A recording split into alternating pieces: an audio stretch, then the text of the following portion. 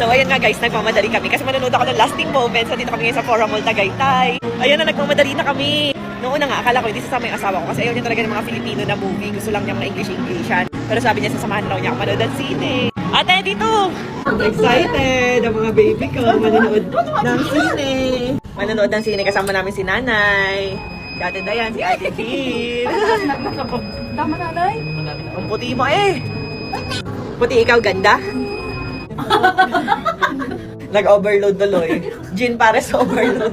Daddy, tonto maglalaro, hindi dyan. Ayan na, nagtatatakbo na. 3:35 kasi ang showing, guys. Ayun, sama ko masakit yung paa. Ay. Nagtatatakbo ka. Ayan.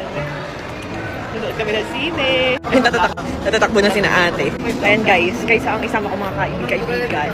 Mga staff ko na lang babae. Kasi akala ko girls night out kami ngayon magsisine. Kasi ngayon asawa ko ayaw talaga niya sa Filipino movie. So sabi ko, di kami na lang, iwan ka. Ayan, pero sasama na daw siya. Ayan yung cook namin, si Ate Dayan, si Ate Andy. Ayan na. Bakit? Lolo ko. Tara na, bilingan nyo! Let's go! Sini mo man. Nakay, mako. Ayan na. Ah, si Ching Ching tapos na manood ng sine. Yan eh. Ate Nat Nat. Aba naman.